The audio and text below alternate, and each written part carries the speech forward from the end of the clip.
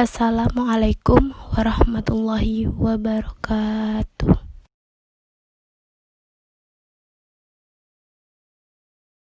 Bismillahirrahmanirrahim. Assalamualaikum warahmatullahi wabarakatuh.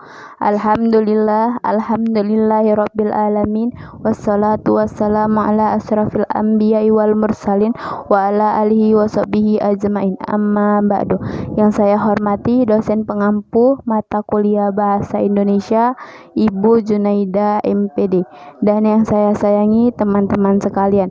Yang pertama, kita panjatkan kehadirat Allah Subhanahu wa Ta'ala yang telah memberikan rahmat, taufik, dan hidayahnya, serta memberikan kenikmatan dan keringanan kepada kita untuk mengikuti pembelajaran mata kuliah Bahasa Indonesia yang setiap hari Senin dilaksanakan. Tak lupa pula salawat berangkaikan salam kita hadiahkan kepada baginda Nabi Muhammad sallallahu alaihi wasallam. Allahumma sholli ala sayyidina Muhammad wa ala ali sayyidina Muhammad. Semoga dengan kita memperbanyak selawat kepada Allah Subhanahu wa Ta'ala, kita dan ahli keluarga kita mendapatkan syafaatnya di yaumil akhir kelak.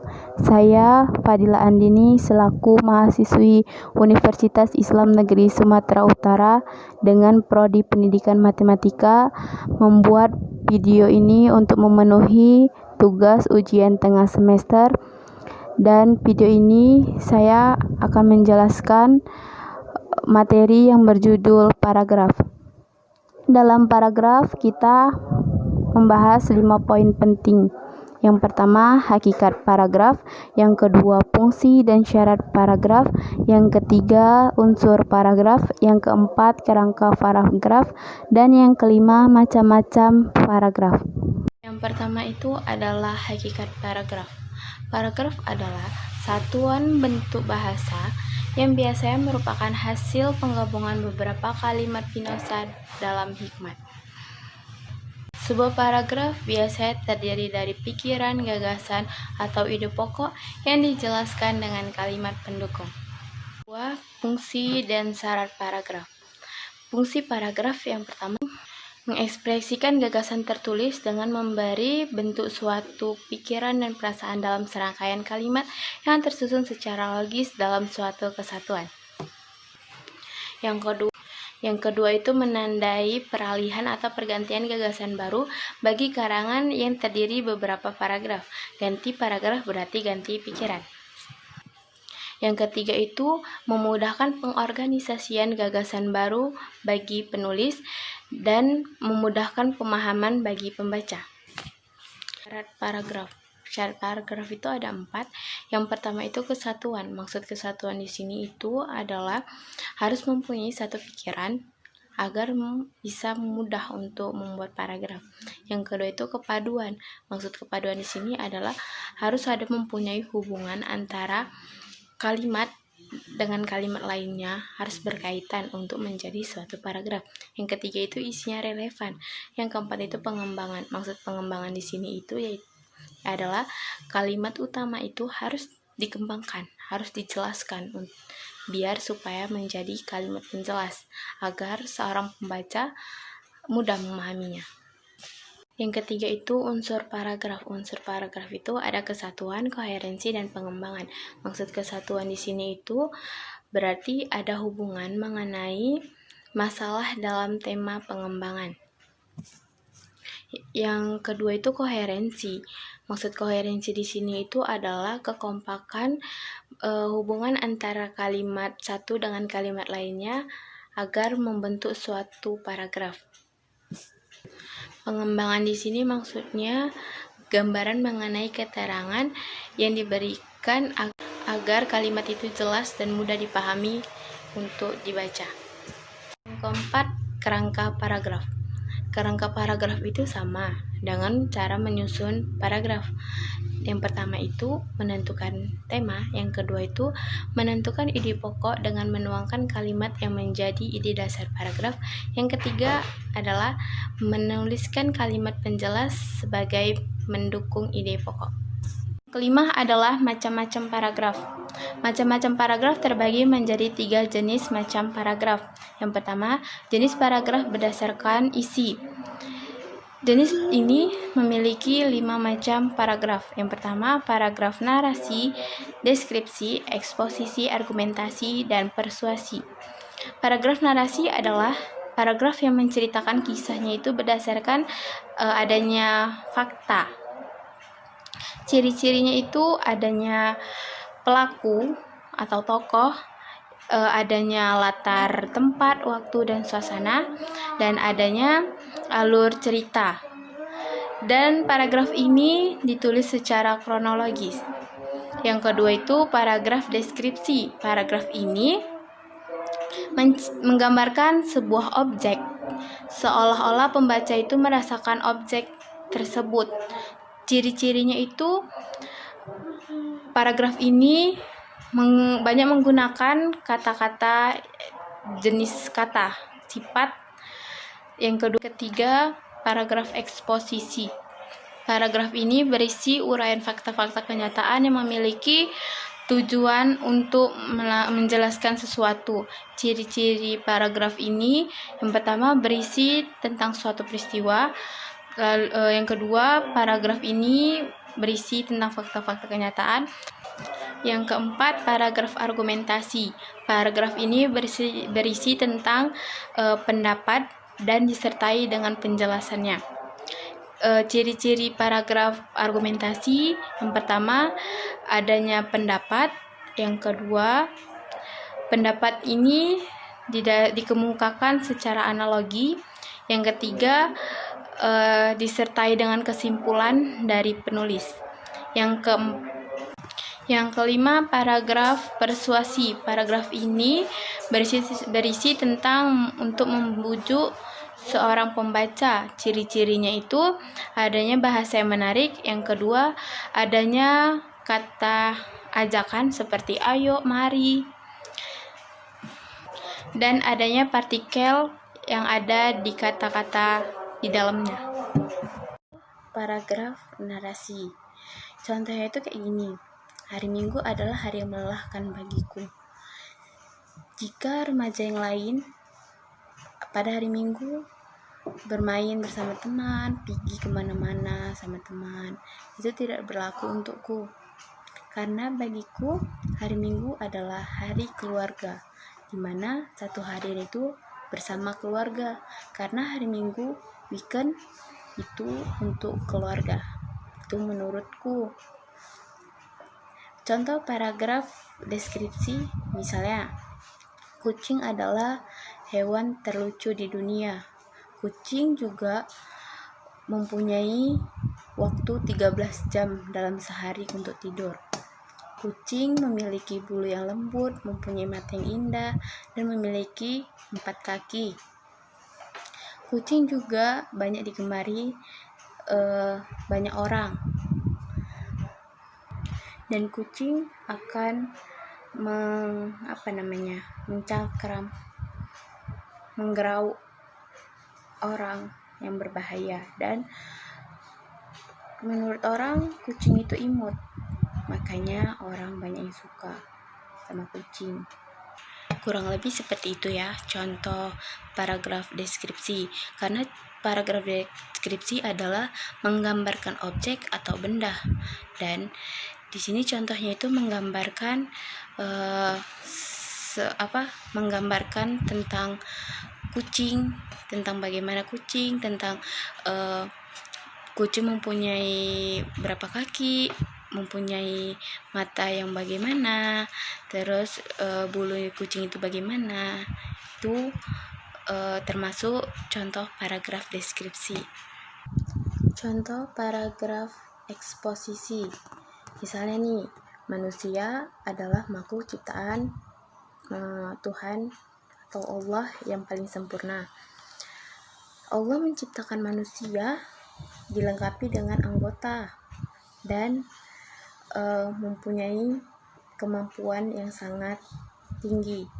Maka dari situlah kita bisa membedakan manusia dengan makhluk lainnya.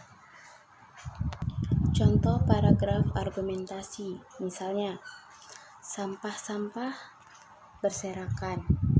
Hal ini bisa kita lihat di sekeliling kita.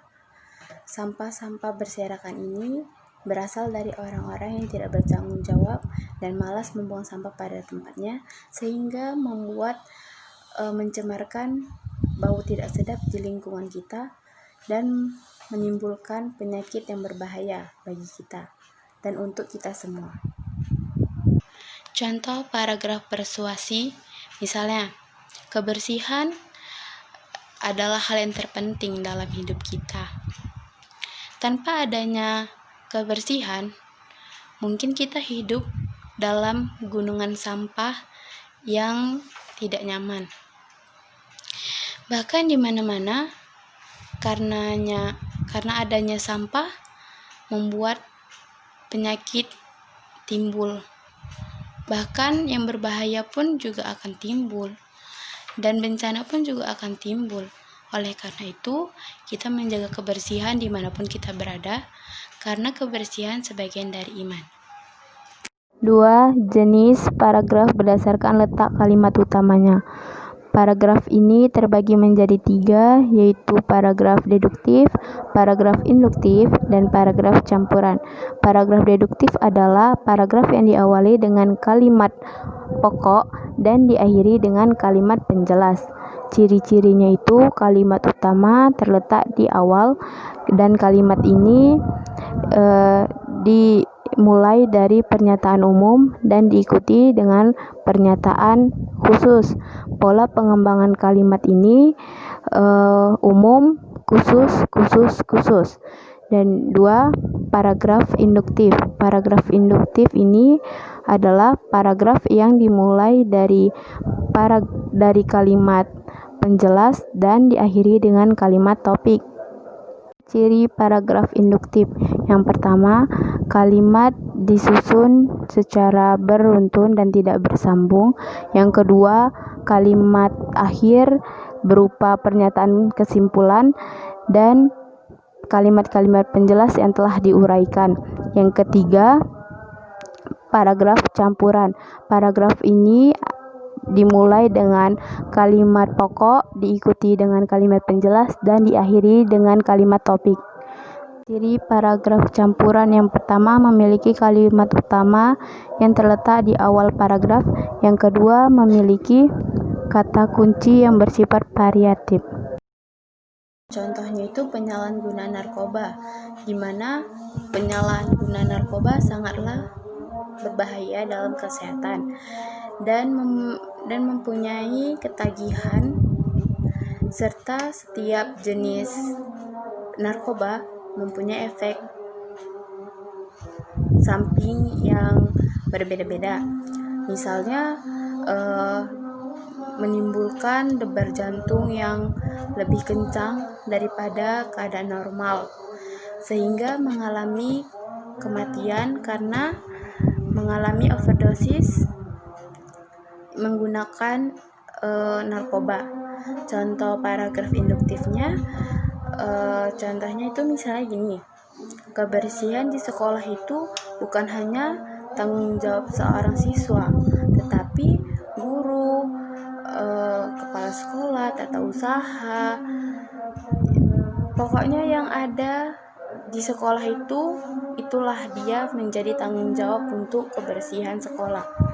Untuk menjaga lingkungan sekolah adalah warga yang ada di sekolah, bukan hanya murid tetapi guru, kepala sekolah, ataupun yang lain-lainnya yang ada di sekolah. Contoh paragraf campuran. Contohnya itu, Ani anak yang rajin. Setiap hari dia membantu kedua orang tuanya. Pagi hari dia membantu ibunya menyapu dan memasak. Dan siang hari setelah dia pulang sekolah, dia membantu ayahnya mengasih makan ayam yang ada di kandang. Yang ketiga, paragraf berdasarkan fungsinya, di mana jenis paragraf berdasarkan fungsinya ini terbagi menjadi 3 paragraf. Yang pertama, paragraf pembuka, yang kedua paragraf pengembang, dan yang ketiga paragraf penutup. Paragraf pembuka adalah paragraf yang terletak di awal sebuah tulisan dan berfungsi untuk mengungkapkan aspek pokok pembicaraan secara keseluruhan. Jenis paragraf ini biasanya digunakan untuk pengantar atau pengenalan tulisan pada pembaca. Isi dalam paragraf ini berisi tentang pengantar isi para pembaca. Fungsi lain dari paragraf pembuka yang pertama, mengungkapkan aspek pokok pembicara pada tulisan. Yang kedua, memberikan perhatian dan menarik minat bagi pembaca. Yang ketiga, memberikan gambaran secara keseluruhan. Contoh paragraf pembuka. Contohnya misalnya gini, pusat internet mendatangi desa kita untuk menjelaskan pentingnya menggunakan internet dan apa manfaatnya internet. Itu akan dijelaskan oleh pusat internet. Tanpa adanya internet, kita juga nggak akan bisa mengetahui informasi-informasi yang berada di berbagai negara bahkan dunia. Tapi dengan adanya internet, kita bakalan tahu, misalnya kan banjir di Medan. Tanpa adanya internet, kita yang bukan orang Medan, kita nggak bakalan tahu ada banjir di Medan. Tapi dengan adanya internet, kita mengakses informasi. Kita yang bukan orang Medan, kita bakalan tahu bahwa ada banjir di Medan. 2. Paragraf pengembang. Seperti namanya, paragraf ini memiliki fungsi untuk mengembangkan topik atau gagasan utama dalam tulisan. Paragraf ini berisi tentang contoh-contoh, data-data, empiris, permasalahan, dan uraian. Paragraf ini biasanya terletak di tengah-tengah tulisan. Fungsi lain dari paragraf pengembang. Yang pertama, menjelaskan hal yang akan diuraikan secara rinci pada paragraf selanjutnya. Yang kedua, meringkaskan uraian secara rinci pada paragraf sebelumnya. Fungsi lain dari paragraf pengembang. Yang pertama, menjelaskan hal yang akan diuraikan secara rinci pada paragraf selanjutnya. Yang kedua, meringkaskan uraian secara rinci pada paragraf sebelumnya. Paragraf penutup. Seperti namanya, paragraf ini terletak di penghujung sebuah tulisan atau karangan. Paragraf ini berfungsi sebagai kesimpulan suatu tulisan atau karangan dan penutup dalam sebuah karya. Ciri-ciri paragraf penutup. Yang pertama, tidak terlalu panjang tulisannya. Yang kedua, berisi kesimpulan sementara jika berada di bab pembahasan dan bisa dijadikan kesimpulan akhir jika berada di akhir pembahasan. Yang ketiga itu memberikan kesan kepada pembaca dan menyimpulkan paragraf sebelumnya dengan tidak bertele-tele. Demikianlah penjelasan materi yang telah saya sampaikan tadi.